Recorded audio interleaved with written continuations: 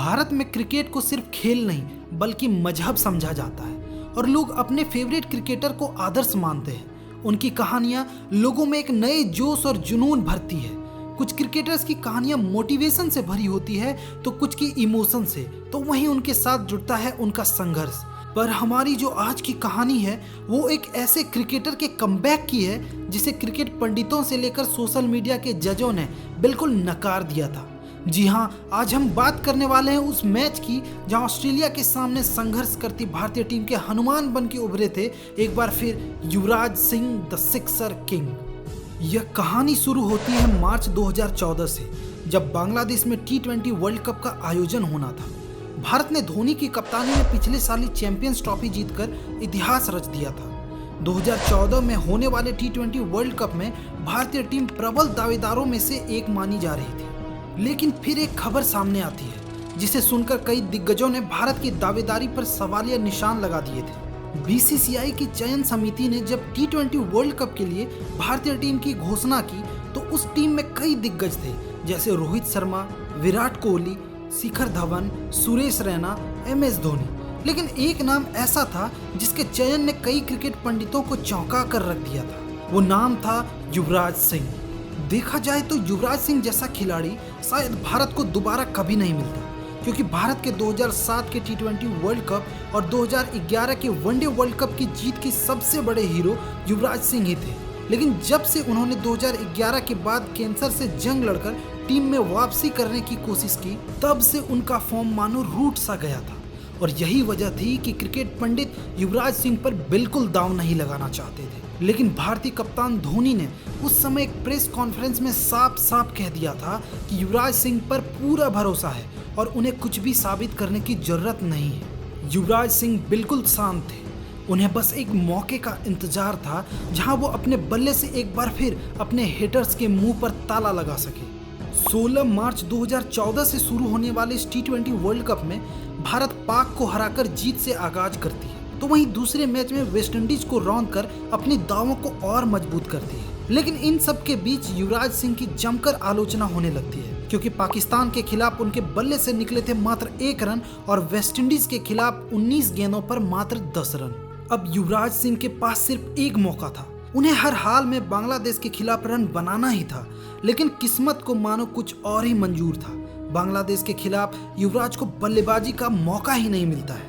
अब सभी लोगों को यही उम्मीद थी कि ऑस्ट्रेलिया के खिलाफ होने वाले अगले मैच में युवराज को ड्रॉप कर दिया जाएगा। लेकिन एक बार फिर कप्तान धोनी ने युवराज पर भरोसा जताया और मैच से पहले ही साफ कर दिया कि युवराज ऑस्ट्रेलिया के खिलाफ प्लेइंग 11 का हिस्सा होंगे। तारीख 30 मार्च 2014, जगह मीरपुर का शेरे बांग्ला नेशनल स्टेडियम। यही वो दिन था जिसका युवराज को बेसब्री से इंतजार था, क्योंकि बड़े प्लेयर्स की खासियत होती है, जहां मौके बड़े होते हैं वहां युवी जैसे प्लेयर खड़े होते हैं। बहरहाल पिच में मौजूद नमी को देखते हुए ऑस्ट्रेलिया के कप्तान जॉर्ज बेली बिना वक्त गवाए गेंदबाजी का निर्णय लेते हैं और उनके इस निर्णय को हॉज पहले ही ओवर की चौथी गेंद पर सही साबित कर देते हैं। हॉज ने रोहित शर्मा को मात्र 5 रन के स्कोर पर पवेलियन का रास्ता दिखा दिया था। अब यहाँ से विराट कोहली और अजिंक्य रहाणे संभल कर खेलना शुरू करते हैं और धीरे धीरे स्कोर बोर्ड को आगे बढ़ाते हैं। ऑस्ट्रेलिया की कसी हुई गेंदबाजी के सामने भारतीय बल्लेबाज खुलकर खेल ही नहीं पा रहे थे। पावर प्ले खत्म होने तक भारत का स्कोर था 44 रनों पर 1 विकेट। पिच बल्लेबाजी के लिए मुश्किल थी। ऐसे में रन गति को बढ़ाने के प्रयास में विराट कोहली कैमरन व्हाइट को 23 रनों के निजी स्कोर पर कैच थमा बैठते हैं। इस पिच का अंदाजा आप इसी बात से लगा सकते हैं कि विराट ने भी 23 रन बनाने के लिए 22 गेंदों का सामना किया था। अब भारत की नैया पार लगाने आते हैं युवराज सिंह। पिच बल्लेबाजी के लिए और भी मुश्किल होती जा रही थी। ऐसे में युवराज सिंह अपनी पारी की शुरुआत काफी संभल कर करते हैं। अपनी पहली 2 गेंदों पर युवराज सिंह सिंगल्स निकालते हैं, लेकिन अगले ही ओवर में मैक्सवेल लगातार 3 गेंदें डॉट करा देते हैं। यही 3 गेंदों के डॉट होने का ही प्रेशर था कि युवराज सिंह गलती करते बाल बाल बचते हैं। जैसे ही चौथी गेंद पर युवी सिंगल चुराने का प्रयास करते हैं तो उनका पैर फिसल जाता है और युवी रन आउट होते होते बच जाते हैं। 9वें ओवर की दूसरी गेंद पर बॉलिंगर ने रहाणे को आउट करके मानो भारत को बैकफुट पर धकेल दिया था। आउट होने से पहले रहाणे ने 16 गेंदों पर 19 रनों का योगदान दिया। रहाणे के आउट होने के बाद बल्लेबाजी करने आए सुरेश रैना भी संघर्ष करते दिख रहे थे, तो वहीं दूसरी तरफ युवराज सिंह गजब का जज्बा दिखा रहे थे। 11वें ओवर की तीसरी गेंद पर जैसे युवराज सिंह ने कवर की तरफ चौका जड़ा तो मानो पूरे स्टेडियम में ऊर्जा सी आ गई, लेकिन अगली ही गेंद पर एक बार फिर युवी का पैर फिसल जाता है और फिर वे रन आउट होने से बाल बाल बच जाते हैं। अब लग रहा था यहाँ से युवराज सिंह और सुरेश रैना पारी को संभाल लेंगे, परंतु मैक्सवेल की गेंद पर रैना लॉन्ग ऑन में कैच थमा बैठते हैं।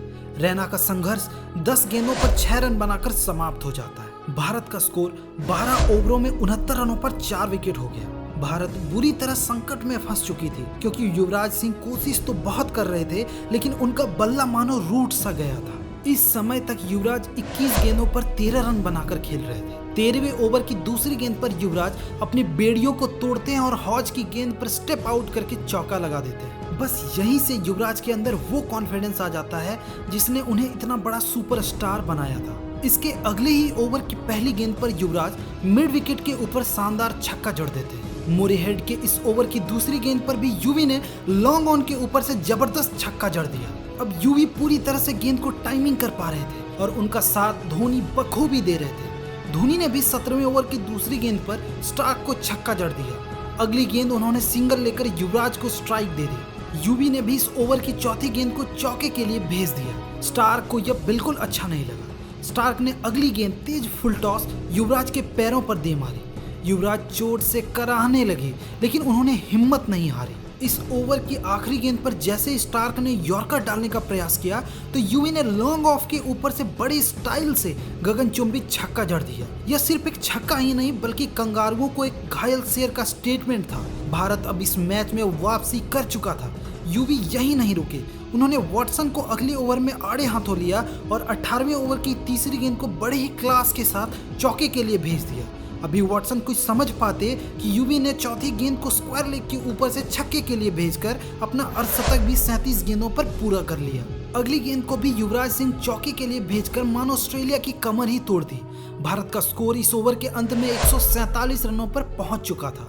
20वें ओवर की पहली गेंद पर एक और छक्का लगाने के प्रयास में युवराज सिंह लॉन्ग ऑफ पर मैक्सवेल को कैच थमा बैठते हैं। उन्होंने 43 गेंदों पर 60 रनों की शानदार पारी खेली, जिसमें 5 चौके और 4 छक्के भी शामिल थे। युवराज सिंह ने टीम इंडिया के लिए संजीवनी जैसा काम कर दिया और पूरी टीम इंडिया को बहुत ही मजबूत स्थिति में ला खड़ा किया। धोनी ने भी 20 गेंदों पर 24 रनों का योगदान दिया और अंत में भारत 159 रनों पर अपने 7 विकेट गंवाए।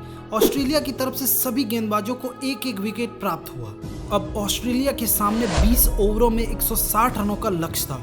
अब जरा एक नजर डालिए ऑस्ट्रेलिया की बैटिंग लाइनअप पर। Aaron Finch, David Warner, Cameron White, Shane Watson, Glenn Maxwell, George Bailey, ये वो बल्लेबाजी आक्रमण था जो शायद 200 रनों के लक्ष्य को भी बौना साबित कर सकती थी। पारी की शुरुआत करने आए फिंच ने भुवनेश्वर की पहली गेंद को चौके के लिए भेजकर अपने इरादे और तेवर बिल्कुल साफ कर दिए थे, लेकिन भुवनेश्वर ने वापसी करते हुए फिंच और वार्नर को खूब परेशान किया। भारत की तरफ से उम्मीद की किरण बनके रविचंद्रन अश्विन आए और उन्होंने चौथे ओवर की दूसरी गेंद पर ही फिंच को चलता कर दिया। फिंच 11 गेंद पर मात्र 6 रन बना पाए। दूसरे छोर से भुवनेश्वर ने भी कंगारुओं को कैमरन वाइट के रूप में एक और झटका दे दिया। कैमरन वाइट तो खाता भी नहीं खोल पाए। अभी कंगारू संभल पाते कि मोहित ने भी शेन वॉटसन को अपना शिकार बना लिया। वॉटसन भी मात्र 1 रन बनाकर चलते बने। ऑस्ट्रेलिया का स्कोर पावर प्ले में 27 रनों पर 3 विकेट हो गया। अभी कंगारुओं के सबसे बड़े हथियार ग्लेन मैक्सवेल क्रीज पर थे, जो कहीं से भी मैच को पलटने का मादा रखते थे। मैक्सवेल ने आते ही सुरेश रैना को लगातार 2 छक्के जड़कर अपने खौफनाक मंसूबों को साफ कर दिया। इससे पहले कि कंगारू भारत को बैकफुट पर धकेल पाती, अश्विन ने पहले वार्नर को और उसके बाद मैक्सवेल को डगआउट में आराम करने के लिए भेज दिया। वार्नर ने 19 तो वहीं मैक्सवेल ने 23 रनों का योगदान दिया। इसके बाद कंगारू संभल ही नहीं पाए और एक एक करके अपनी विकेट खोते चले गए और अंत में कंगारू 16.2 ओवरों में 86 रनों पर ऑल आउट हो जाती है। भारत ने इस मैच को 73 रनों से जीत लिया था और रविचंद्रन अश्विन को शानदार 4 विकेट लेने के लिए मैन ऑफ द मैच का पुरस्कार भी मिल गया। परंतु मेरी नज़र में इस मैच के असली हीरो तो युवराज सिंह हैं, जिन्होंने भारत को बेहद ही खराब स्थिति से निकालकर अपने आलोचकों को करारा जवाब दिया। वही क्रिकेट पंडित जो कल तक युवी की आलोचना कर रहे थे, वही आज उनके लिए तालियां बजाने को मजबूर हो गए। आप इस मैच के असली मैन ऑफ द मैच किसे मानते हैं, हमें कमेंट करके जरूर बताएं। उम्मीद करता हूँ आपको हमारी ये कहानी पसंद आई होगी। अगर आप युवराज सिंह के सच्चे फैन हैं तो इस वीडियो को लाइक करके ज़्यादा से ज़्यादा शेयर कीजिए। तब तक मिलते हैं हम आपसे एक अगली वीडियो में नई कहानी के साथ। धन्यवाद।